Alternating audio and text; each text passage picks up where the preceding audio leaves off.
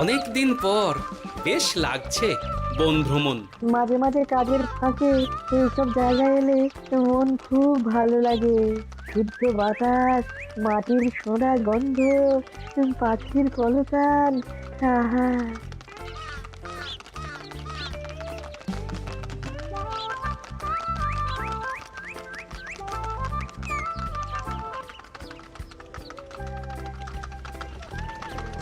মহারাজের রথ থামছে।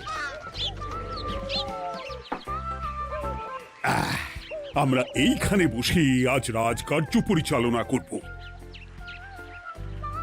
মন্ত্রী, তুমি ঝটপট এখানে বসার বন্দোবস্ত করে দাও। আমি এক্ষুনি ব্যবস্থা করে দিচ্ছি মহারাজ। এই এখানেই আমাদের বসার জন্য ছাউনি করে দাও। এক্ষুনি করে দিচ্ছি মন্ত্রী মশাই। এরা বসার জায়গাটা করে দিক, ততক্ষণ আমরা একটু হেঁটে আসি।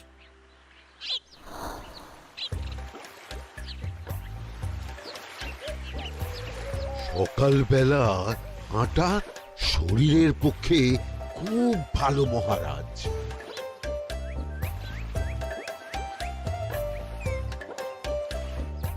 আগেকার দিনে রাজা মহারাজরা এই সব বনে মৃগয়া করতে আসতেন। মৃগয়া একদম ভালো নয় মন্ত্রী। তুমি জঙ্গলে আসছো অন্য প্রাণীদের মারতে। কেন মারবে? ওরা তো তোমার কোনো ক্ষতি করেনি। না, তা করেনি, কিন্তু তখন ওটা রাজা মহারাজাদের খেলা ছিল। শুনেছি আপনার প্রপিতামহ খুব ভালো বাঘ শিকার করতেন, অনেক বাঘ মেরেছেন। মন্ত্রী, তুমি একটা কথা হয়তো জানো না। আমার প্রপিতামহ শিকার করতেন, কিন্তু কোনো স্বাভাবিক জানোয়ারকে নয়।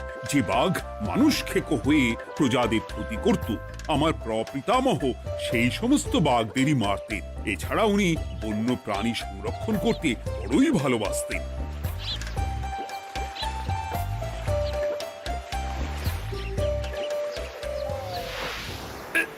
উফ, এটা আবার কি? এই এটা আবার কোথা থেকে উড়ে এলো? কোথাও তো ঝড় হাওয়া কিছুই নেই।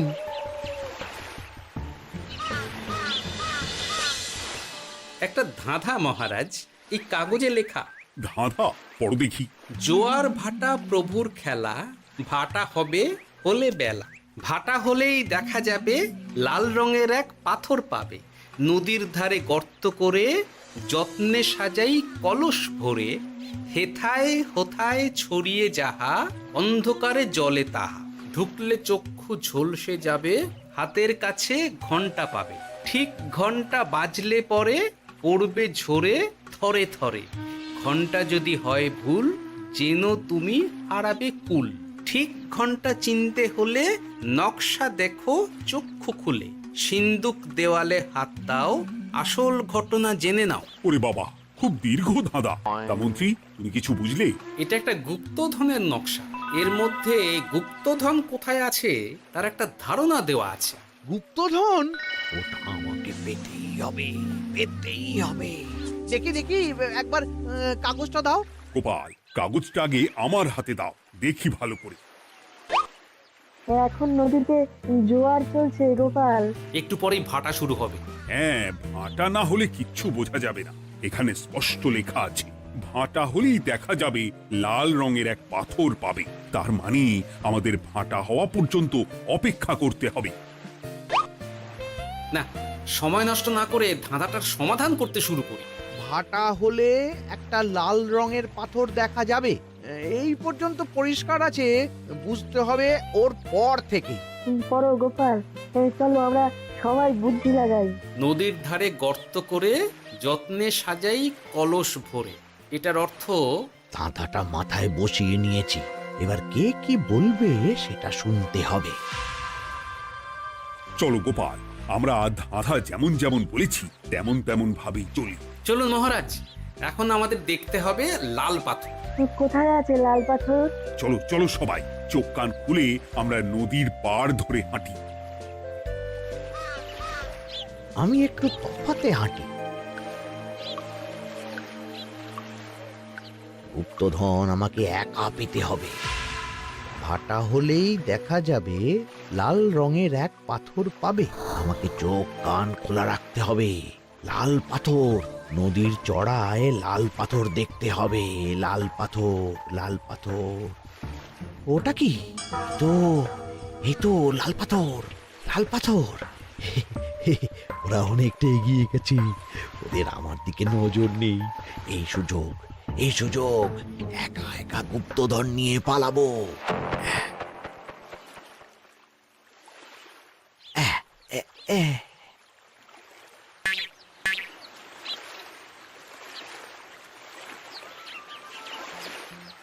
কি গো, আমরা তো হেঁটেই চলেছি, লাল পাথর তো কই দেখতে পাচ্ছি না।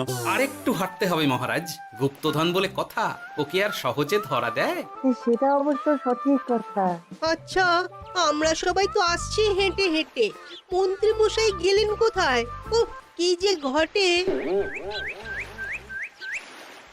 সত্যি তো, মন্ত্রী কোথায়? ও সেনাপতি, মন্ত্রীকে দেখেছো?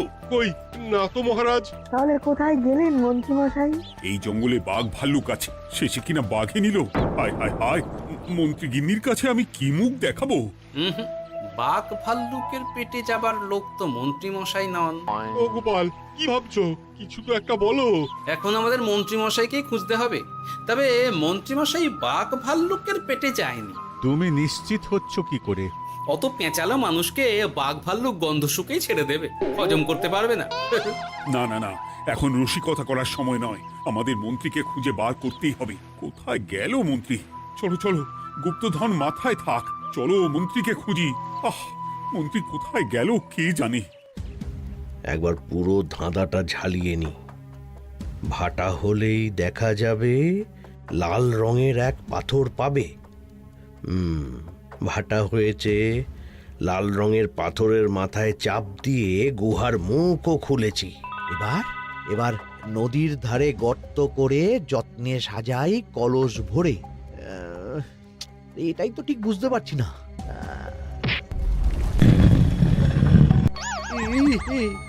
এই রে, এবার কি হবে? হ্যাঁ মহারাজ, কোথাও একটা আওয়াজ হলো। আওয়াজটা কোন দিক থেকে হলো? চলুন সামনে এগিয়ে যাই। আমার মনে হয় আওয়াজটা সামনের দিক থেকে এলো। আমারও তাই মনে হলো। তবে কি মন্ত্রী মশাই লাল পাথরের হদিশ পেয়ে গেছেন? আমাদের চোখে পড়লো না, অথচ মন্ত্রী মশাইয়ের চোখে পড়ে গেল। আসলে আমরা কথা বলতে বলতে গেছি, তাই নজরে পড়েনি। মন্ত্রী মশাই একা একা আমাদের পেছন পেছন আসছিলেন। উনি ইচ্ছে করেই আমাদের পেছনে পেছনে আসছিলেন। নিজে একা গুপ্তধন নিয়ে যেতে চেয়েছিলেন, এখন কোথায় আছেন কে জানে।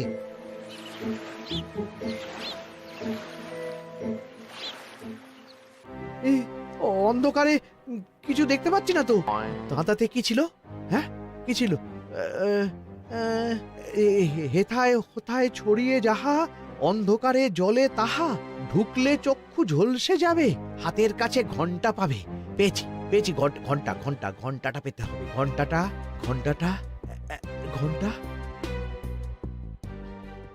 ভাটা হলেই দেখা যাবে লাল রঙের এক পাথর পাবে, নদীর ধারে গর্ত করে যত্নে সাজাই কলস ভরে, হেথায় হোথায় ছড়িয়ে যাহা, অন্ধকারে জলে তাহা, ঢুকলে চক্ষু ঝলসে যাবে, হাতের কাছে ঘন্টা পাবে।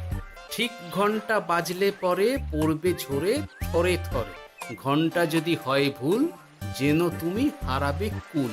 ঠিক ঘন্টা চিনতে হলে নকশা দেখো চক্ষু খুলে, সিন্দুক দেওয়ালে হাত দাও, আসল ঘটনা জেনে নাও।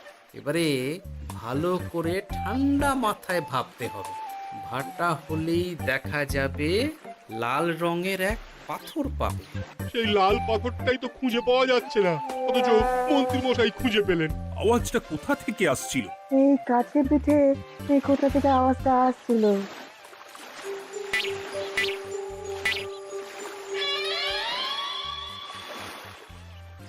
এই তো,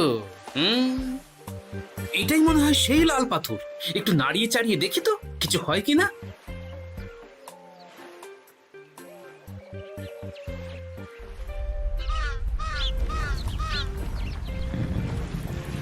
এই তো, কাজ হয়েছে। এই তো সুড়ঙ্গ। আপনারা নিচে নামুন। আপনারা কি দেখছেন সেটা বলবেন মহারাজ। সবাই যদি নেমে যাই, যদি কোনো কারণে সুড়ঙ্গের মুখ বন্ধ হয়ে যায়, তাহলে আর আমরা বাইরে বেরোতে পারবো না মহারাজ। গোপাল ঠিকই বলেছে, আমরা দুজন বাইরে থাকি। মহারাজ, আর একটা কথা, কোনো ঘন্টায় হাত দেবেন না, মনে আছে তো?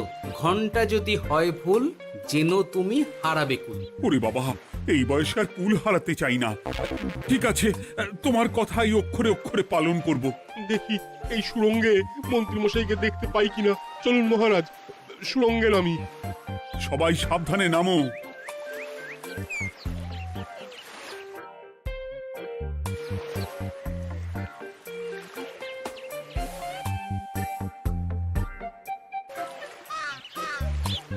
মহারাজ, ওখানে কি কি দেখতে পাচ্ছেন?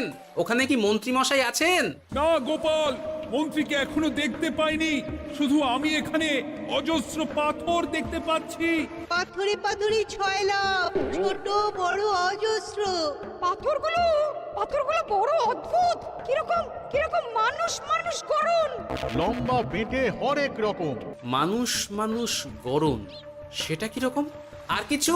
কোনো কলসি কি দেখতে পাচ্ছেন? কলসি তো দেখতে পাচ্ছি না। মহারাজ, কলসি থাকতেই হবে, কারণ ধাঁধায় লেখা আছে নদীর ধারে যত্ন করে যত্নে সাজাই কলস ভরে। গর্তটা আসলে হলো সুড়ঙ্গ, কিন্তু কলস। মহারাজ, মহারাজ, এইদিকে এইদিকে একটা কলসের মতো কি যেন আছে। এইদিকে আসুন, এদিকে এদিকে।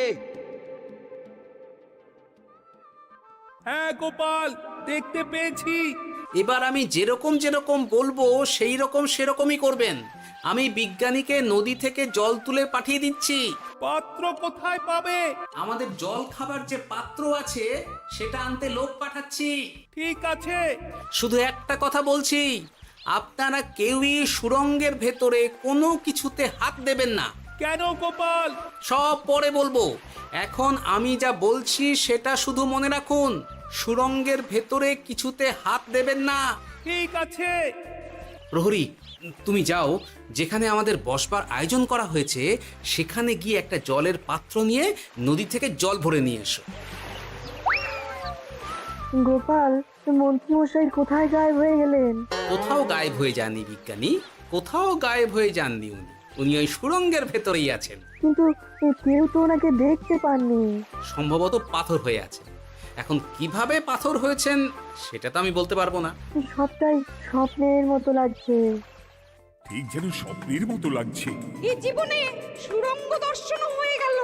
আমাদের পাতাল প্রবেশ। পাতালে আসিয়া আমি মনে মনে বলি, গুপ্তধন নিয়ে আমরা যেন সৎ পথে চলি। তোমার এখনো কাব্য আসছে সভাকবি? আসছে মানে কাব্যের সাথে আছে রোমাঞ্চ, করছে গা শীত, হচ্ছি আমি অধীর। মহারাজ, জল দিয়ে বিজ্ঞানীকে পাঠাচ্ছি। কি করতে হবে বিজ্ঞানীকে সব বলে দিয়েছি। তুমি ভেতরে আসবে না? আসবো ঠিক সময়ে। এখন আমি যেমন যেমন বলবো আপনি ঠিক তেমন তেমন করবেন। ঠিক আছে। বিজ্ঞানী, যেমন যেমন বললাম ঠিক তেমন তেমন ভাবে কলসিকে জল দিয়ে পরিষ্কার করবে। মনে রেখো, ধাঁধায় আছে কলসি সাজাই যতন কর। তুমি একটা কথা মনে রেখো বিজ্ঞানী, কোথাও হাত দিও না কিন্তু। ঠিক আছে গোপাল, তোমার উপস্থিত বুদ্ধির তুলনা নেই। আমি যাচ্ছি গোপাল। সাবধানে সাবধানে। মহারাজ, বিজ্ঞানী যাচ্ছে। সাবধানে নামো, সাবধানে। মহারাজ, এই কলসিটা কোথায়? ওই তো, একটু সাবধানে যাও।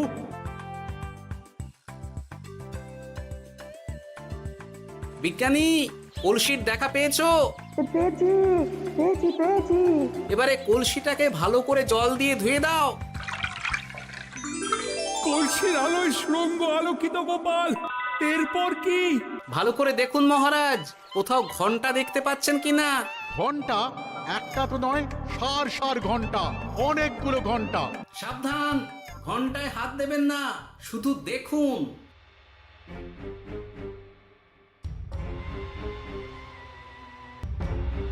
মহারাজ, আমরা গুপ্তধনের খুব কাছে চলে এসেছি।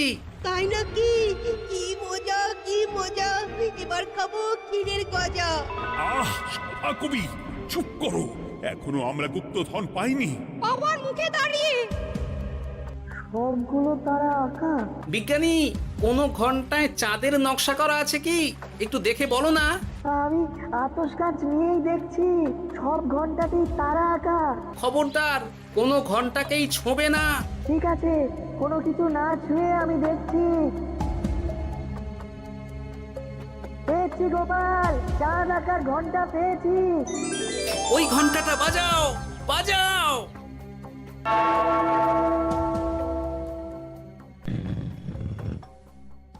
গুপ্তধন পেয়েছেন মহারাজ? বাঁচাও, বাঁচাও, বাঁচাও।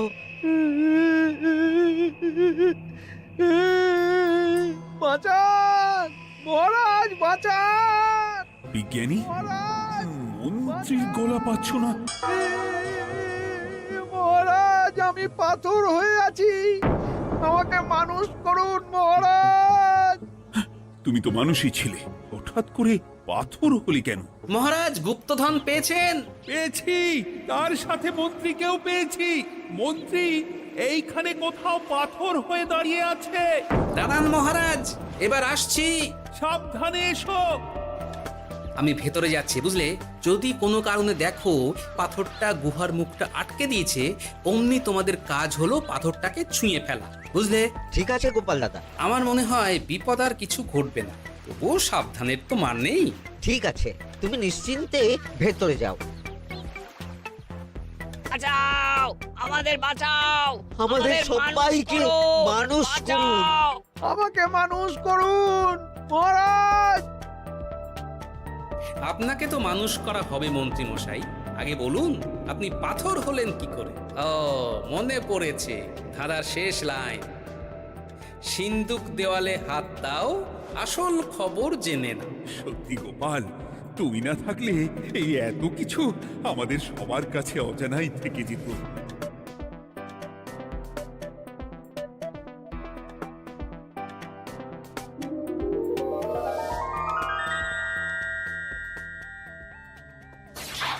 ধন্যবাদ আমাকে মুক্ত করার জন্য। আপনি কে? আমি যক্ষ। আমাকে এই ধন সম্পত্তি পাহারা দেওয়ার জন্য এক ডাকাত দলের সর্দার যক্ষ করে রেখেছিল। আমি 100 বছর ধরে এইখানে যক্ষ হয়ে আছি। আমি তোমার জন্য মুক্ত হলাম গোপাল। এই সম্পত্তি তোমার গোপাল। সম্পত্তি নিয়ে আমি কি করব? আমি এই সব সম্পত্তি মহারাজকে দান করলাম, রাজ্যের অনেক কাজ হবে এতে। তুমি ধন্য গোপাল, তুমি ধন্য। এবার আমার যাবার সময় এসেছে, আমাকে যেতে হবে। যাবার আগে এই পাথরগুলোকে মানুষ করে যান। এরা সব লোভী। আমি আমার সীমিত ক্ষমতায় এই গুপ্তধনের ধাঁধাকে এখানে যারাই ভ্রমণ করতে আসে তাদের হাতে তুলে দিই, কিন্তু কেউ এই ধাঁধার সমাধান করতে পারে না। সবার মনে লোভ কাজ করে, এই লোভ এদেরকে পাথর করে রেখেছে। পাথর হলো কি করে? একটা মানুষ এসে বুক ভরা লোভ নিয়ে আধা পুরো না জেনে পাথরে হাত দিলেই সে পাথর হয়ে যাবে। আমাদের আমাদের ভুল হয়েছে, আর লোভ করব না, আমাদের বাঁচাও। আমাকে মুক্ত করে দিন, আমার খুব ভুল হয়েছে মহারাজ, মুক্ত করে দিন আমায়। তুমি এখানে আগে এসেছিলে, তাই তো আগে এসে ভাবলে নিজেই একা একা গুপ্তধনকে হরপ করে দেবে। এদিকে তোমাকে না দেখতে পেয়ে আমাদের কত চিন্তা হচ্ছিল। যারা লোভী তারা কারো কথা ভাবে না, শুধু নিজের কথা ভাবে।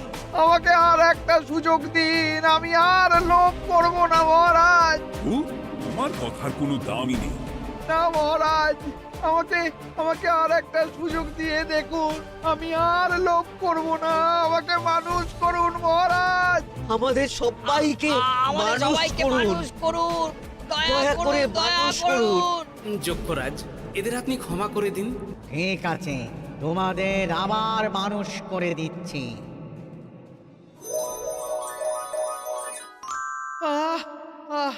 বাঁচলাম, বাঁচলাম।